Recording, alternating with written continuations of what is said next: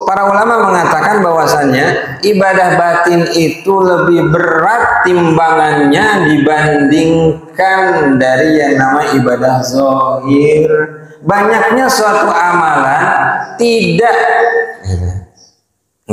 banyaknya suatu amalan tidak menentukan pastinya banyaknya pahala yang dia dapat. Banyaknya suatu amalan tidak bisa menentukan bahwasannya pahalanya juga banyak, belum tentu kalau tidak diiringi dengan ibadah batin. Kenapa kita perlu membahas tentang tazkiyatun nafas? Jangan kita cuma memikirkan oh ini cara ibadah seperti ini, boleh, bagus itu ibadah seperti ini caranya gitu. Kemudian akidah kita seperti ini, tapi jangan lupa pelajari juga terkait masalah tazkiyatun nafas, mensucikan jiwa. Ketika ilmu sudah banyak, jiwanya belum bersih, belum bagus, bermasalah nanti dengan amal ibadah ini. Ya, ada beberapa alasan. Ya, ada beberapa alasan kenapa kita ini dianjurkan untuk belajar atau mengetahui atau langsung praktek mensucikan jiwa kita, mentazkiyah diri kita. Pertama adalah karena ibadah itu terbagi menjadi dua. Ada namanya ibadah zahir, ada namanya ibadah batin. Ibadah zahir ini yang kita suka pelajari fikih muamalah, fikih ibadah, dari mulai sholat, puasa, zakat, haji, umrah itu ibadah zahir itu. Ahli ibadah nih suka ke masjid, gitu. Ya, ahli ibadah nih suka puasa, suka haji, suka umrah, berangkatnya terus, masya Allah, dengan kekayaannya dia umrah terus, gitu. Ya, boleh dan perlu itu. Ya, tapi jangan lupa bahwasannya ada yang namanya ibadah batin, ibadah hati kita, menyesuaikan antara ibadah batin dan ibadah zahir. Nah, terjemah yang dimuliakan Allah Subhanahu wa taala. Kenapa begitu pentingnya ya kita mengetahui dan perlu yang namanya belajar mentazkiyah diri kita supaya bersih hati kita.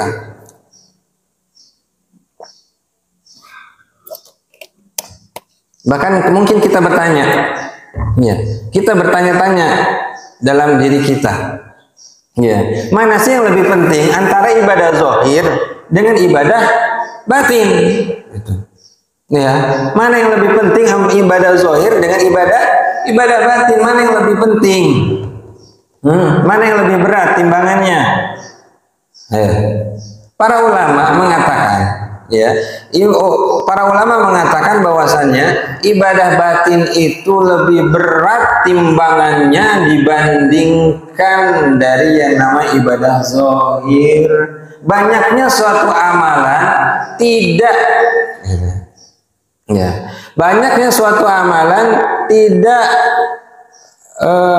menentukan pastinya banyaknya pahala yang dia dapat. Banyaknya suatu amalan tidak bisa menentukan bahwasannya pahalanya juga banyak, belum tentu kalau tidak diiringi dengan ibadah batin. Ya, berkaitan dengan hati, pergi ke masjid terus gitu ya, tujuannya supaya untuk dilihat orang lain. Pergi ke masjid terus tujuannya untuk menjatuhkan sesama muslimnya gitu. Kemudian dia selalu amalannya banyak sekali, sehingga banyak yang disebutkan di dalam hadis-hadis Rasulullah SAW menerangkan bahwasanya pentingnya timbangan dari ibadah batin ini. Disebutkan di dalam suatu hadis, inna awwalan nasi yuqda yaumal qiyamah thalathah. Yang pertama kali akan ditanya oleh Allah Subhanahu wa taala itu ada 3 kelompok ini. 3 kelompok ini melakukan perbuatan yang besar di hadapan Allah, tapi tidak bernilai sama sekali. Ayo, hati-hati kita. Ya perlu, makanya kita belajar menata diri kita supaya bagaimana menghasilkan ibadah kita walaupun sedikit berarti. Infak 500 rupiah bagaimana bernilai pahala di hadapan Allah dibandingkan orang yang katanya mau infakkan ratusan juta demi sebuah konten, gitu. Konten saja ya. Ya. Tapi kita tidak bisa mengatakan orang yang buat konten itu akan ditolak, siapa yang ngomong? Ya, tidak. Tetapi kalau hatinya tidak terjaga, hati-hati. Gitu. Ya, pertama adalah rajulun qatala fi sabilillah. Pertama adalah orang yang berjihad di jalan Allah, Pak. Tingkatan tertinggi dari sebuah amal itu adalah jihad fi sabilillah, meninggal di jalan Allah dalam peperangan. Ini tingkatan paling tinggi nih. Udah nanti ketika meninggal dunia dia disebut syahid tanpa dihisap masuk surga. Ini tingkatan tertinggi. Tetapi kenapa disebutkan di sini rajulun qatala fi sabilillah? Orang yang meninggal dunia dalam keadaan fi sabilillah. Nanti Allah mengatakan ma'amil tafihi. Apa yang telah engkau lakukan selama di dunia ini? Oh, aku berjihad di jalanmu ya Allah. Aku meninggal dalam keadaan syahid. Allah mengatakan, menjawab, Allah Maha mengetahui. Ya, kadzabta, engkau berbohong. Engkau melakukan jihad itu supaya engkau dikatakan seorang pahlawan. Hati-hati nih, kita sudah berkecimpung di masjid ini, udah berkecimpung di sebuah organisasi. Langsung kita ada sesuatu yang tidak mengenakan, kemudian terucap, kalau enggak karena saya, keluar deh. Kalau enggak karena saya masjid ini enggak akan besar semegah ini. Kalau enggak karena saya organisasi ini tidak akan besar seperti ini. Kalau enggak karena saya, bahasa-bahasa seperti itu bahasa-bahasa namanya ujub, ya, takabur, sombong. Harusnya bagaimana? Hada min fadli Rabbi. Ini adalah karunia yang Allah berikan kepadaku. Ya, adanya saya ini adalah wasilah saja. Ini semua juga Allah yang menggerakkan dan saya tidak memiliki apa-apa. Ya, kalaupun nanti ada perselisihan jangan sampai kalau nggak karena saya habis tuh pahala kita gara-gara ngomongin ada masalah sedikit. Ya, namanya organisasi pasti ada namanya banyak kepala di sana. Pasti banyak kepala. Ketika rapat pasti berbeda pendapat antara 1, 2, 3. Kalau berbeda pendapat dan pendapat kita qadarullah dipatahkan gitu, dan dengan mayoritas pendapat yang A misalnya, ya sudah diterima. Ya, nggak usah sakit hati. Yang suka sakit-sakit hati ini hatinya sedang bermasalah nih, perlu diperbaiki, dicuci. Gitu. Ya, perlu dicuci. Yang kedua, ditanya oleh Allah bahwasanya orang yang melakukan yang kedua adalah orang yang menuntut ilmu. Ya, orang yang menuntut ilmu itu akan dibalas oleh Allah pahala yang besar. Yarfa'illahu alladhina amanu minkum walladhina utul ilma darajat. Ditinggikan oleh Allah orang yang menuntut ilmu. Sampai-sampai Allah mengatakan, Rasulullah mengatakan begini, man yuridillahu bihi khairan yufaqihu fid dini. Barang siapa yang Allah suka kepada orang, suka kepada orang untuk melakukan kebaikan dan dalam hal kebaikan, yufaqihu fid dini. Allah akan memahamkan dia dalam hal agama. Tandanya apa? Iya. Kalau orang yang suka datang ke majelis-majelis, itu tandanya Allah itu sedang suka sama dia. Iya. Allah suka dengan dia dan Allah menginginkan kebaikan untuknya. Ya.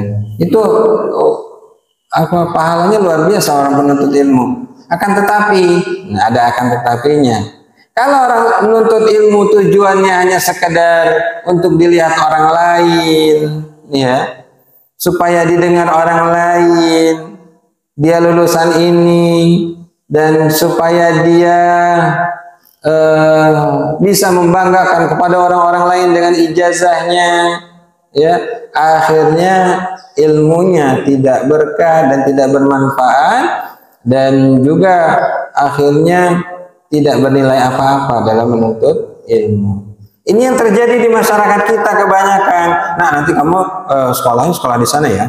Nanti supaya kamu bisa kerja kerja di perusahaan A, perusahaan B, bank A, bank B yang gajinya besar gitu. Yeah. Oke, makanya anak kita leskan matematikanya, fisikanya, biologi, keluar uang 1 juta, 2 juta, 3 juta, bayar, masuk kuliah puluhan juta nih, tambah uang jajan sekian gitu. Ya. Tetapi kalau hanya tujuannya itu, ketika lulus nggak dapat, nyari kerja sana, nyari kerja sini, nggak dapat pekerjaan, kemudian ngendep aja di rumah, ya. Ke masjid juga enggak, sholat juga kadang kalau disuruh mau, itu pun sholat di rumah, kalau enggak bolong, kalau enggak disuruh, ya. Dengan Karang Taruna nggak pernah gabung, dengan Risma Masjid juga nggak pernah gabung. Apakah anak-anak seperti ini yang diharapkan dari ilmunya? Kita pengen, nah apapun kamu jadi apapun juga, ya, profesi apapun juga yang kamu dapatkan nanti, cuma satu pinta Bapak, pinta Ibu, bagaimana kamu menjadi orang yang bermanfaat, bisa bermanfaat untuk dirimu, hubunganmu dengan Allah bagus, dengan masyarakat bagus. Masalah kamu dapat kerja, alhamdulillah. Kalaupun tidak, yang penting kamu bisa bermanfaat untuk orang lain. Jangan sampai udah dapat ijazah mendep aja di rumah. Ya, katanya sudah S1, mana S1-nya? Ya. Apakah tujuannya menuntut ilmu hanya sudah untuk sekedar ijazah? Kalau kena banjir hangus lah itu ijazahnya, kalau nggak dilaminatin. Ya. Kena kebakaran udah hangus juga. Ya. Tapi kita berharap bagaimana ya ilmunya bisa bermanfaat, niatnya kepada Allah. Nah, ya semakin tinggi ilmumu, harus semakin dekat kamu dengan Allah Subhanahu wa taala. Bapak Ibu tidak mengharapkan ya yang tinggi-tinggi, yang muluk-muluk. Semakin tinggi ilmumu dengan predikatnya S1, S2, S3-nya, semakin tinggi akhlakmu, semakin tinggi hubunganmu dengan Allah, dengan sesama. Jangan sampai semakin tinggi semakin menghujat bapaknya, semakin menghujat ibunya karena berbeda pendapat. Akhirnya dicelalah ibunya, dicelalah bapaknya, ya. Kemudian dengan sesama juga tidak baik. Lah ini ilmu tinggi tapi tidak menyesuaikan dengan akhlaknya. Coba yang melakukan Allah Subhanahu wa taala. Ini terkait masalah tazkiyatun nafas. Dan yang ketiga adalah ya yang akan ditanya oleh Allah adalah sedekah. Ya, orang yang rajin bersedekah. Kalau tujuannya adalah untuk dilihat orang lain, ya, maka sedekah berapapun juga tidak akan diterima oleh Allah Subhanahu wa taala sebagai pahala. Ya, boleh nggak sih Ustaz kita bersedekah sambil tapi dilihat oleh orang lain? Ya, boleh nggak Ustaz? Jawabannya apa? Boleh. Siapa yang melarang? Di dalam Al-Quran juga disebutkan loh, dalam surat Al-Baqarah di juz 3. Ini ya, akhir-akhir surat Al-Baqarah. In tubdu shadaqati fani'immahi. In tubdu. Kalau kalian berinfak, kalian perlihatkan sedekahnya, fani'immahi, boleh-boleh saja, sebuah kenikmatan untuk kalian. Ya. Tetapi ada terusannya nih, ya. Asal jaga niat. Niatnya bisa dijaga, sedekah, difoto, masuk kamera, silahkan aja untuk syiar. Ya. Tetapi kalau wa in tukhfuha wa tu'tuhal fuqara fa huwa khairul lakum, kalau kalian berinfak ya secara sembunyi-sembunyi kepada fakir miskin yang membutuhkan, fa huwa khairul lakum, itu lebih baik ya. Kemarin itu ketika ada multaqo perkumpulan alumni Madinah di Jakarta, kebetulan pernah dengar Ustadz Ariful Bahri, ya, siapa yang pernah kenal Ustadz Ariful Bahri? Beliau orang Indonesia, S3 di Madinah, ya teman saya, ya akrab, udah lama tidak ketemu. Dia pengajar tetap Masjid Nabawi. Kalau Bapak Ibu yang umroh di belakang, bagian belakang, setiap hari ba'da maghrib beliau yang mengisi. Kalau dulu Ustaz Firanda, sekarang Ustaz Ariful Bahri. Ustaz, kata saya, antum ndak apa namanya, nggak buat YouTube? Enggak, Ustaz, saya takut, gitu. Saya takut. Iya, dalam artian apa? Takut hatinya bermasalah nanti, takut pengen dilihat orang. Iya, nanti diambil. Saya bilang gitu. Nanti hak cipta antum nanti diambil orang yang dapat duit. Ya, enggak masalah, Ustaz. Yang penting ilmu saya bisa tersampaikan. Gitu. Tapi perlu, Ustaz, bagian media, Ustaz. Ya, Ustaz nggak usah ngomongin itu, tapi bagian media itu perlu, kan saya seperti itu. Ya, doakan sajalah supaya saya bisa menjaga hati. Nah, banyak ulama-ulama kita itu pengen jaga hati, Pak. Ya. Supaya tidak dilihat orang, supaya hatinya itu bersih gitu, bisa bernilai pahala, termasuk sedekah. Tapi juga kita tidak boleh mengatakan ada acara di YouTube, di TV yang suka bagi-bagi itu pasti ditolak, kata siapa? Kita tidak boleh mencap, ya. Dalilnya apa? Intubdus shadaqati tadi, kalau diperlihatkan kepada orang lain tujuannya baik, berpahala. Kalau tidak, ya sudah. Dia pengen dapat duitnya aja, AdSense. Kan kalau kita bagi-bagi ya, dan dapat ngasih orang 2 juta, yang nonton 2 juta orang viewernya, yang nonton 2 juta, yang kita berbagi cuma 2 juta rupiah kepada orang, sampai orang nangis-nangis, yang nonton 2 juta orang. Ya, 1000 orang itu sama dengan $1. Kalau 2 juta orang sama dapat $2.000 dia masuk ke rekeningnya. Kebanyakan mana dapatnya? Ngasih uang orang 2 juta, tetapi masuk ke rekeningnya $2.000. Iya, 30 juta. Itu. Iya, makanya YouTuber, ada orang yang kerjaan di rumah jadi YouTuber aja duitnya banyak. Karena itu. Iya. Ada jamaah yang melakukan Allah SWT, tapi jaga niat. Ya, jaga niat. Ya. Kemudian, ya, ada satu pertanyaan terkait masalah bahwasannya menjaga batin kita itu lebih besar keutamaannya daripada banyaknya sebuah amal. Yuk, satu pertanyaan nih. Amalan ibadah siapa yang paling banyak? Ibadah ya, ibadah zahir siapa? Ibadah zahir nih, yang paling banyak antara bapak-bapak sekalian dengan Abu Bakar Siddiq radhiyallahu anhu. Banyakan siapa? Abu Bakar. Oh, izin tanya nih Pak. Umur sekarang berapa Bapak? 40. Balik umur 12. Berarti sudah tercatat berapa tahun? 28 ya. 28 tahun. Berarti sudah puasa wajibnya sudah 28 tahun. Dari mulai balik hitungnya ya. 28 kali puasa Ramadan. Ya. Abu Bakar Siddiq berapa kali sih dalam seumur hidupnya puasa Ramadan?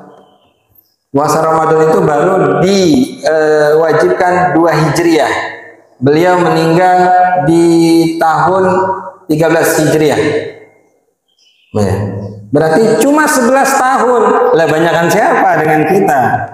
Amalan zahir. Banyakan kita, Pak.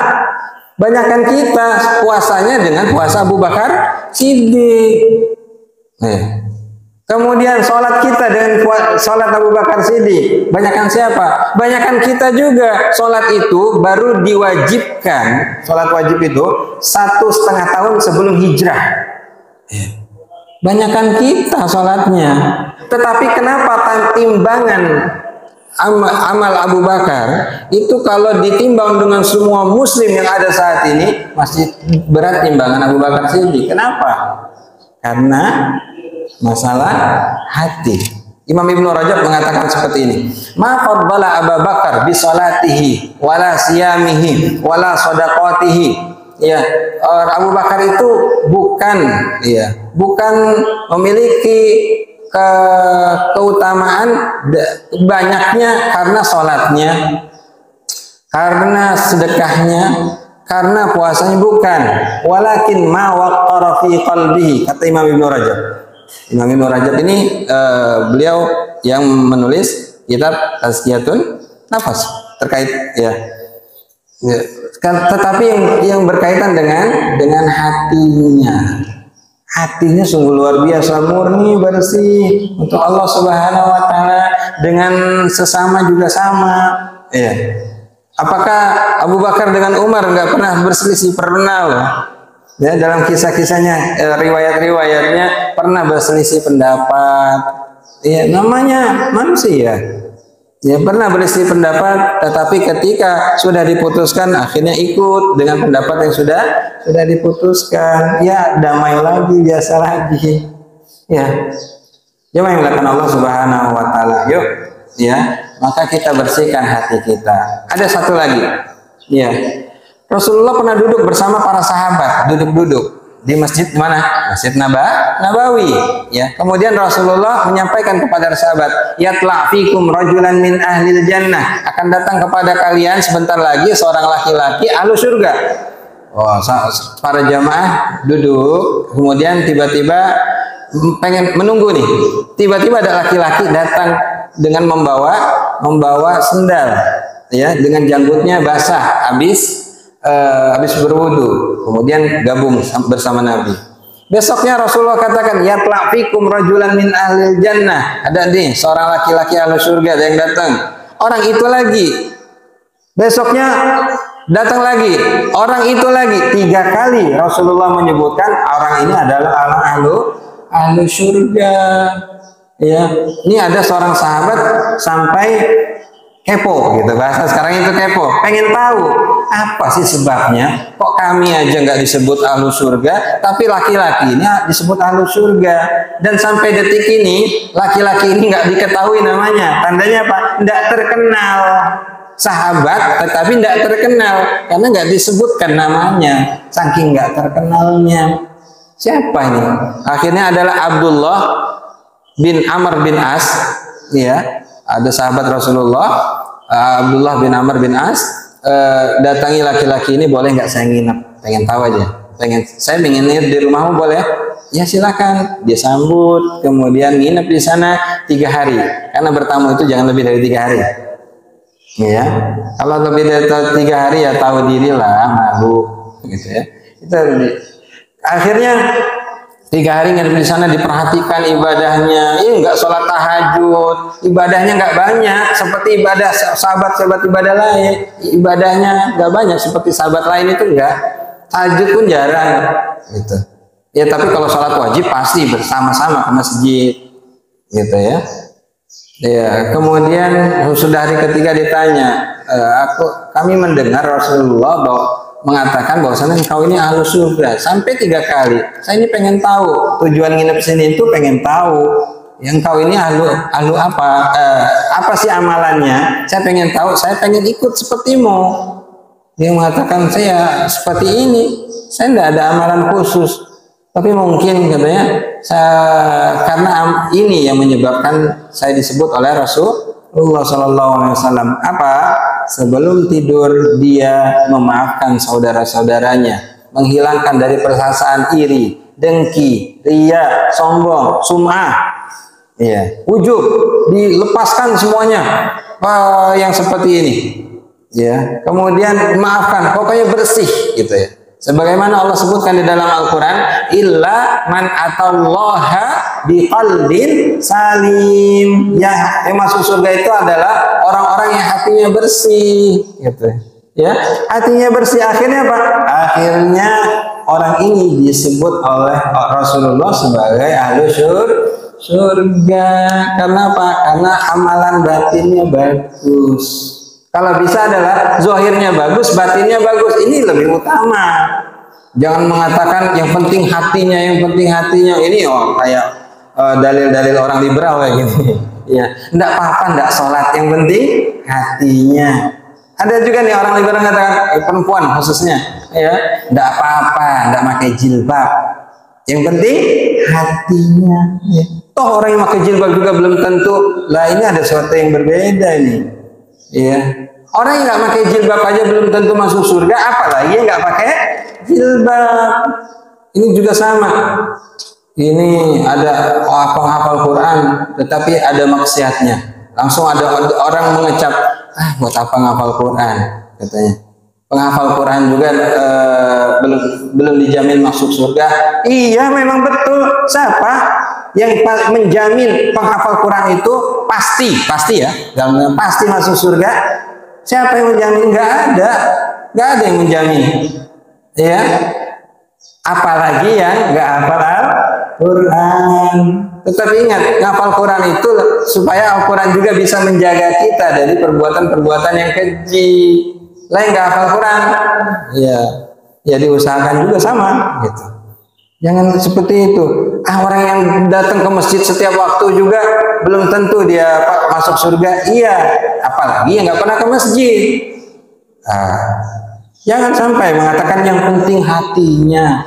Ini nggak benar seperti ini. Ya. Oleh sebab itu jamaah yang dimuliakan Allah Subhanahu Wa Taala perlu ya kita mempelajari yang namanya amalan batin seperti ini, menjaga amalan batin. Yang kedua, sebabnya kenapa? Karena kita mempelajari ini supaya karena di hati kita itu ada surga, bahasanya surga. Ini yang ngomong ada di hati kita ada surga itu siapa? Imam Ibnu Taimiyah loh, bukan saya. Ya, apa kata Imam Ibnu Taimiyah? Inna fid dunya la jannatun. Bahwasanya di dunia ini ada surga. Tapi ini ada maknanya. Maksud surga itu apa? Ya. Wa man lam yadkhulha ya, fid dunya lam yadkhul jannah fil akhirah. Barang siapa yang nggak pernah mendapatkan masuk ke dalam surga dunia, maka dia tidak akan pernah mendapatkan surga akhirat. Ya. Maksudnya apa sih? Ada apa surga dunia itu? Apakah kita healing ke pantai? Masya Allah, indah sekali, ini adalah surga dunia. Kemudian kita ke tempat kutub atau tempat-tempat yang indah, ini adalah surga dunia. Bukan itu surga dunia. Ya, bahwasanya Imam Ibnu Qayyim mengatakan orang yang merasakan khusyuknya ibadah itu dialah orang yang merasakan nikmat, surganya dunia. Dalam artian apa? Yang hatinya bersih itu adalah surga dunia, Pak. Kita mengharapkan harta banyak, ya, rumah besar, mewah, lengkap semua dengan atribut-atributnya, istri cantik, bahkan walaupun kita sudah tua, cari yang baru-baru cantik semua bisa. Ya, anak-anak hebat semua, luar biasa, ya. Tetapi ketika hatinya kotor, sempit itu dunia, pasti nggak tenang, ya. Oleh sebab itu kita mengharapkan hati itu kita bersih, nggak usah capek lah ngurusin orang-orang lain, ngomongin orang lain. Saya berazam dalam diri, walaupun khilaf semoga Allah memaafkan. Tapi saya sudah punya azam, namanya manusia pasti khilaf. Iya, apa azam saya sebelum nikah? Saya bilang ke istri, kita nggak boleh ngomongin orang lain, baik itu tetangga, adik kandung kita, kakak kandung kita, orang tua kita, saudara kita, paman kita, tetangga kita, orang sekitar kita. Nggak usah kita omongin. Ada masalah di luar, diam. Iya. Ada masalah kita itu kalau jangankan masalah di luar, nonton TV, ada infotainment, ngomongin dengan sampingnya. Nggak kenal Anda kita dengan dia. Maksudnya kenal baik aja enggak, cuma tahu di TV udah ngomongin, oh itu seperti ini, oh itu cerai, oh ini seperti ini. Sibuk kita ngomongin orang lain. Iya. Pakai peci miring sedikit diomongin, jilbab sedikit diomongin. Orang seperti itu nggak tenang loh hidupnya. Dijamin orang yang suka dengki, iri, suka ngomongin orang lain, nggak tenang hatinya. Termasuk orang yang ahli ibadah, suka ke masjid tapi suka mencela-cela orang lain, menyakiti hati orang lain, nggak tenang itu. Dijamin. Karena dia apa? Tidak merasakan indahnya surganya hati. Kita bukan ngomong filsafat ini ya, tapi ini realita. Coba kita nilai diri sendiri, nggak usah nilai orang itu bermasalah juga dengan hatinya. Kita sendiri aja. Kalau kita posisi kita memang ahli ke masjid, tapi kita sukanya mencela orang lain, dakwah itu perlu, Pak. Ya, tetapi dakwah yang seperti apa? Dakwah yang baik yang tidak menyakiti hati orang lain. Kalau saya punya pesantren, ya saya bilang ke santri, anak-anakku, ya, kalian kalau mau menegur temannya, pastikan pikir dulu pertama, kira-kira nasihatnya diterima enggak? Itu pertama. Kedua adalah tahu diri, ya. Sudah dekat belum? Seberapa dekat kamu dengan dia? Kalau sudah teman baik, kamu pikir kira-kira nyampe enggak omongan saya nih? Kalau sampai, sampaikan. Kalau enggak, jangan sampai ribut nih. Orang enggak dekat, enggak apa, cuma mengatakan, "Akhi, kamu belum piket ya?" Ya. "Kamu belum piket ya?" "Salah. Kok orang lain sudah piket, kamu enggak piket?" Marah nggak? Marah. Baiknya bagaimana? Ada prosedurnya supaya dia tidak sakit hati. Bilang ke ketua, "Pak Ketua, Ketua, itu tuh nggak piket, tolong sampaikan." Gitu. "Oh, itu tuh sering kabur Pak Ketua." Kalau saya bilangin, dia itu sering main mata dengan laki-laki Pak Ketua. Gitu. Kalau saya bilangin, nanti hubungan saya nggak baik dan sepertinya saya kurang dekat dengan dia, nggak nyampe. Gitu. Biar Pak Ketua yang bilangnya, atau langsung ke ustadz atau ustazahnya yang bilang. Jangan langsung, "Akhi, nggak piket kamu, nanti dimarahin ustazah." Bisa habis hubungan kita. Jadi ada fikih dakwahnya, cara menyampaikan yang baik yang mana supaya tidak menyakiti. Kalau di Saudi biasa, Pak. Kenapa? Karakternya berbeda. Ya, saya pernah sholat asar, masih ingat, di pasar induk. Ketika itu azan, semua toko tutup. Dulu, sekarang enggak. Sekarang enggak. Dulu, pas kemarin saya di sana itu tutup. Toko, saya ke masjid. Saya capek habis keliling-keliling, langsung duduk. Saya enggak tahiyatul masjid, tapi baca Al-Quran. Kemudian ada seorang laki-laki, itu dari pakaian orang Sudan, mengatakan, "Ya akhi, lima lam tusalli." Maksudnya kenapa nggak sholat sunnah? Ya, anak taib tuh, saya capek, saya baca Quran aja. Kemudian, "Akhi, ma targhab bi sunnati Rasul?" Gitu ya. "Kamu nggak suka dengan sunnah Rasul?" Ini sunnah, sholat sunnah itu sunnah nggak? Sunnah. Apa hubungannya nggak suka kan? Ya. Kemudian keluar dalil, waman la Man raghiba an sunnati falaysa minni. Keluar tuh dalilnya. Barang siapa tidak suka dengan sunnahku, maka bukan dari golonganku. Ya Allah, kasarnya. Ya, bukan dari golonganku berarti apa? Ya, bukan pengikut Nabi Muhammad dan tepatnya bukan di surga dong. Di mana? Di neraka. Di neraka, begitu amat ya. Gitu. Ya mungkin tradisi di sana biasa ya. Hadza haram. Begitu ya. Kalau di Indonesia, ya karakternya berbeda. Jangan seperti itu. Ya, kira-kira kalau saya menyampaikan, apalagi yang kita sampaikan orang lebih tua, saya juga bingung tuh. Di tempat saya itu, saya sampai menahan diri. Bagaimana caranya? Ada imam masjid, ya senior, memaksakan imam, karena hafalannya banyak, gitu ya. Ya, memaksakan imam karena hafalannya banyak, karena ngafalnya sendiri, tapi tidak ada guru. Akhirnya apa? Ngafal sendiri nggak ada guru. Salah-salah bacaannya, tapi memaksakan diri jadi imam. Di belakangnya ada saya, ada santri-santri juga ngafal Quran. Ya, bagus-bagus lagi suaranya. Dia memaksakan setiap 5 waktu dia, gitu. Ya Allah, untung Al-Fatihahnya nggak salah, itu aja dah. Al-Fatihahnya salah, saya harus ulang tuh, nggak sah salat kita. Untuk Al-Fatihahnya tidak salah, tapi ayat yang dibaca salah, banyak salahnya, panjang pendeknya, itu makruh berimam dengan yang seperti itu. Aduh, bagaimana saya menyampaikan, takut sakit hati, ini orang tersinggungan, gitu. Saya bilang ke DKM, bukan DKM juga tidak mau, karena dia ini udah penasehat sesepuh, gitu ya. TKM ini juga takut gitu, mau menyampaikan. DKM udah tahu, tapi bagaimana menyampaikan? Saya DKM aja tidak bisa, apalagi saya udah sabarlah. Semoga ada waktunya. Rupanya, alhamdulillah pada waktunya. Ya akhirnya diselingin dulu, diusulkan bagaimana sepekan 3 kali dari santri atau ustadznya, sepekan 3 kali. Terus akhirnya, tanggapan masyarakat bagus. Bagaimana kalau setiap hari aja? Akhirnya sekarang full adalah santri ya atau ustaz ya full sekarang Ustaz. Nah, beliau ini sholat zuhur dan asar saja. Aman tuh kan? Ya, sholat zuhur dan asar saja. Sekarang jaharnya alhamdulillah sekarang bisa menikmati dari segi suara, kita pilih yang bagus-bagus pasti, dan yang kedua yang terpenting adalah dari bacaan Al-Qur'annya. Ya, tolong kita mempelajari tazkiyatun nafas karena hati kita. Ya, hati kita itu perlu dibersihkan. Jemaah yang dimuliakan Allah Subhanahu wa taala. Kemudian saya izin suruh kita baru ya. Sholat suruh itu 15 menit, 10 sampai 15 menit baru sholat suruh kan.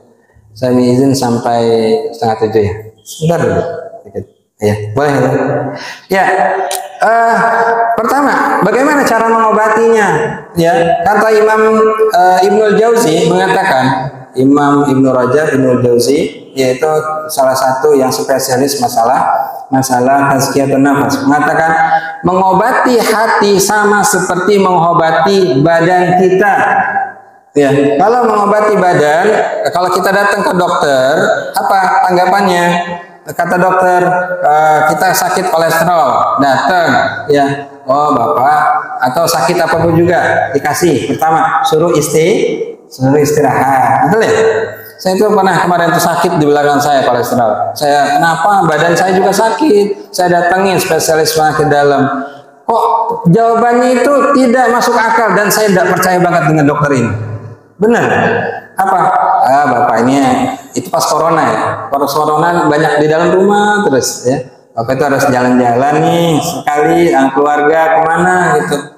Ya Allah, harusnya apa? Saya pengennya langsung aja kedua pantangannya ini nggak boleh ini, nggak boleh ini, nggak boleh ini. Lah dikasih solusi jalan-jalan apa gitu ya? Gitu katanya, suruh healing katanya. Ya, saya nggak percaya banget ya. Tetapi ketika bulan depannya saya diajak ke Jogja untuk mengunjungi neneknya neneknya istri. Saya ke sana. Kemudian di sana di perjalanan saya makan cumi, makan udang, enjoy saja tuh, nggak ada sama sekali permasalahan di belakang ini. Kenapa? Ya karena di perjalanan saya senyum-senyum, ketawa-tawa, nggak mikirin apapun juga kecuali di perjalanan.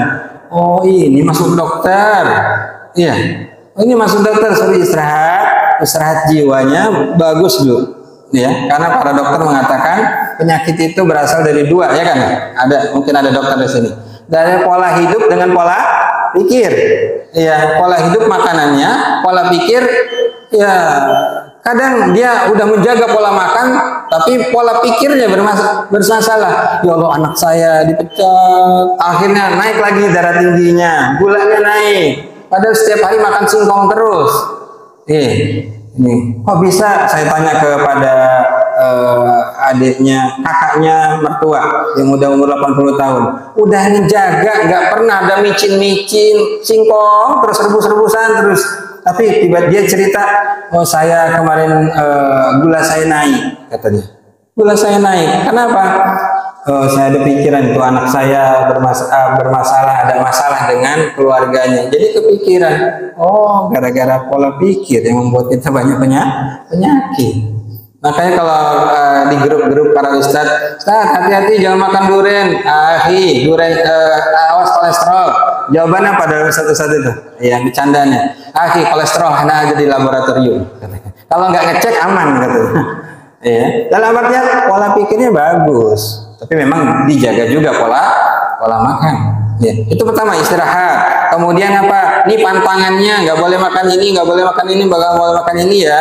Ya. Habis itu masih juga belum sembuh, baru nanti namanya dibom. Dengan apa? Dengan suntik minum obat. Ya, dengan suntik minum obat. Begitu juga. Ya, terkait masalah pola pikir itu juga sama. Kita sedang sakit, pengen ke dokter supaya sembuh, baru nyampe ke tempat dokter karena kepikiran kita ke dokter pasti sembuh. Pola pikirnya sudah berubah nih, ke dokter pasti sembuh, baru nyampe ya sudah agak mendingan tuh, belum dikasih obat. Ya. Pernah kan kita rasakan? Ya, udah kenapa pola pikir kita dengan dokter ini agak akan sembuh, ya. Maka begitu juga di dalam Islam, ya. Supaya mentazkiyah diri kita, pertama harus istirahat. Istirahat pertama adalah dengan cara pertama menuntut ilmu, cari ilmu sebanyak-banyaknya. Datangi majelis taklim. Ustaz, saya sibuk, nggak cukup lagi waktu saya. Ini ada handphone, sambil di jalan dengarkan Ustaz yang kita suka. Menurut kita siapa? Kajian apa yang paling mau? Masalah muamalah kah? Masalah ibadahkah? Masalah akidahkah? Silahkan dengarkan sampai selesai. Akidah dulu selesai, baru ibadah selesai. Kemudian masalah tazkiyatun nafas didengarkan terus, cari ilmu di situ. Karena apa? Ya, orang yang suka datang berkumpul dengan orang-orang soleh itu secara tidak langsung akan menularkan kita menjadi orang-orang soleh. Tetapi kalau kita sudah biasa duduk dengan orang yang suka maksiat, nongkrong-nongkrong dengan orang yang suka maksiat, ikut-ikutan juga. Ya, ikut-ikutan juga nongkrong. Kita sudah berhenti, tapi pas nongkrong orang melakukan ini, ikut ya, nyoba ya. Ya. Maka kita perlu lah. Kalau orang yang kumpul dengan orang suka yang maksiat, omongannya pasti cewek. Kalau laki ya, cewek ngomongin orang A, B, C, D, kejelekannya, ya. Kemudian ngomongin game, tapi kalau orang yang suka ngomong orang soleh, bagaimana hukum ini ya? Oh itu, bagaimana hukum itu?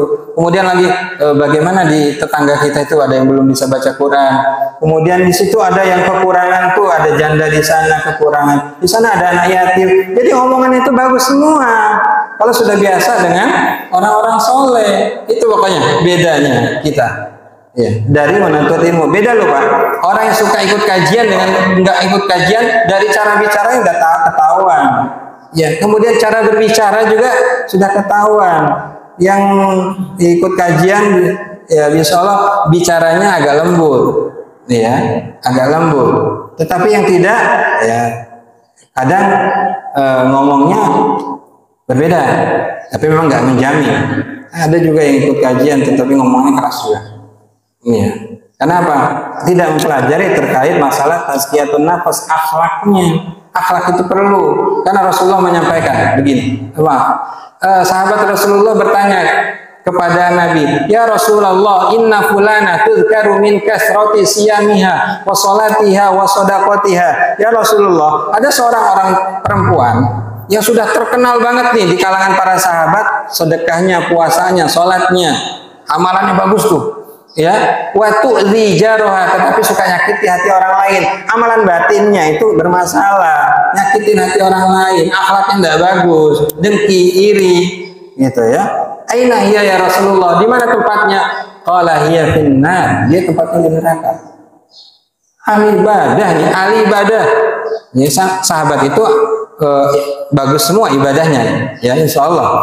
Karena sahabat itu ya insya Allah masuk surga, gitu. Ya. Tetapi mereka menceritakan tentang sahabat yang lebih daripada mereka, banyak ibadahnya, tapi suka nyakitin. Di mana dia? Oh, dia tempatnya di neraka. Kemudian ditanya lagi, ya Rasulullah, inna fulana tuzkaru min qillati siyamiha wa salatiha wa sadaqatiha. Ada seorang yang perempuan yang terkenal dengan sedikit ibadahnya, biasa-biasa saja. Walam tu'zi jaraha. Tetapi dia tidak pernah menyakiti hati orang lain, saudaranya. Aina hiya ya Rasulullah? Di mana tempatnya? Wala hiya fil jannah. Dia di surga. Bapak Ibu mengatakan Allah Subhanahu wa taala. Kita ini tujuan di dunia ini apa sih? Gitu ya. Pengen masuk surga? Iya. Pengen bagaimana disolati oleh orang banyak, ya kan Pak? Yuk bercita-cita ya, bagaimana kita disolati oleh orang banyak. Jangan sampai masjidlah sudah besar seperti ini, kita sudah berumur 50, 60, 70 tahun, 80 dan seterusnya. Ketika meninggal dunia, yang nyolatin cuma satu dua sahab. Kok dalam hidupnya nggak pernah nggak bisa mengumpulkan masa untuk nyolatin dia sih? Ya, nggak apa-apa lah, masa bayaran. Iya. Kalau yang nyolatin itu nggak ada sih istilah masa bayaran. Memang dari hati. Bagaimana orang yang ketika mendengar innalillahi wa inna ilaihi raji'un telah meninggal Bapak Fulan bin Fulan, ya Allah, sampai dia izin ke bosnya, izin ya ada yang meninggal, nggak diizinin, bolos, cuma pengen menyolati, mengantarkan pemakaman terakhir. Bahkan kalau misalnya jauh di seberang sana, dia nyolatin secara gaib beserta orang-orang di sekitarnya, apalagi kalau punya santri. Makanya sering-sering Pak bergaul dengan para ustadz, bergaul dengan para santri, supaya aja kita punya teman, kita meninggal dunia, ketika mereka mendengar kita meninggal dunia, mereka mensolati kita, minimal mendoakan kita. Karena orang soleh mendoakan, doanya itu insya Allah mustajab dibandingkan orang yang tidak soleh. Ya, perlu kita itu kumpulan orang-orang soleh, ke tempat orang soleh, berteman dengan orang soleh. Nanti habis ini pulang ini punya handphone semua, dipastikan ada berapa kontak nih orang-orang soleh. Iya, orang soleh tingkat 1, tingkat 2, tingkat 3, gitu. Yang kira-kira kalau kita meninggal dunia akan menyolati kita, kira-kira ada berapa sih? Ya, coba sekarang kita data dulu. Maka kita berazam dari sekarang. Kalau saya pengen disolati oleh orang banyak, semakin banyak orang yang menyolati, semakin banyak dosa yang berguguran. Hadisnya sudah jelas. Yang nyolatin lebih dari 40 orang, dan orang itu orang soleh semua, apalagi ratusan ribuan orang. Ya maka dari sekarang, pertama hati saya harus bersih. Ketemu orang senyum, walaupun berbeda pendapat, senyum. Jangan diucapkan assalamualaikum, nggak mau jawab. Ada, saya pernah menemukan. Cuma beda pendapat sedikit, assalamualaikum, nggak mau jawab. Ya, senyum, nggak mau juga, bawaannya sinis terus. Ya Allah, hatinya sedengki itu Kak, ahli ibadah iya, ahli ibadah ya. Tapi kok sedengki itu hatinya, gitu. Ya, kalaupun meninggal dunia, malas juga saya nyolatin kayaknya. Ya, kan sudah ada yang nyoletin ini gitu ya bahasanya. Sudah ada yang nyoletin ini, ya, saya sudah berlepas diri kan, karena sunnah muakkadah gitu kan. Ya, jadi fardu kifayah, maaf, sunnah muakkadah. Fardu kifayah sudah ada yang mengerjakan, udah. Kalau ada meninggal dunia, bagaimana kita meninggal dunia itu dikangen, ya Allah ini teman saudara saya datang nyolatin banyak sampai belakang-belakang, sampai yang dari jauh-jauh, mungkin dari Samarinda datang menyempatkan diri. Nggak hitung lagi berapa duit yang dia keluarkan, yang penting saya bisa melihat wajah dia terakhir, menyolati, nganterin pemakaman. Tapi kalau orang yang hatinya dengki, walaupun itu ahli ibadah, nggak terlalu ngefek juga deh kayaknya. Yang datang itu biasa-biasa aja. Yang datang biasa-biasa saja. Oleh jamaah yang mengatakan Allah Subhanahu wa taala. Itu ya, bergaul dengan orang soleh. Kemudian yang kedua adalah dengan istirahatnya dengan cara dengan cara hadir majelis taklim. Yang kedua, pantangannya adalah dosa, jauhi segala kemaksiatan. Karena begini Pak, kita akan menghadapi Ramadan. Jangan, nggak usah Ramadan lah sekarang ini. Kalau ada di antara kita masih belum bisa menikmati indahnya ibadah, nggak bisa menikmati sholat kita, nggak bisa menikmati ngaji kita, nggak bisa menikmati kebersamaan kita dengan sesama jamaah, senyum aja susah, kumpul aja males karena ada perasaan dengki, ya rapat juga nggak pernah dihadiri. Itu ada bermasalah tuh. Ya, kalau kita tidak bisa menikmati indahnya ibadah kita, dipastikan kita sedang banyak berbuat dosa. Ya, pastikan. Orang yang suka mendengarkan musik, sering banget tuh musik maksiat, kalau baca Al-Quran nggak akan bisa dia menikmati. Dijamin deh, karena bertentangan. Orang yang suka melihat lawan jenisnya, yang bukan mahramnya, apalagi auratnya kelihatan di TV atau di tempat kerja kita, tapi kita tidak menundukkan kepala, dijamin dia tidak bisa menikmati pasangannya. Apa? Kenikmatan itu dicabut oleh Allah Subhanahu wa taala. Nih, cuma yang dilakukan Allah Subhanahu wa taala. Begitu juga kalau kita masih belum bisa berbakti kepada orang tua kita, jangan terlalu berharap anak-anak kita juga mau nurut apa kata kita. Ya, kenapa? Kita juga durhaka sama orang tua kita.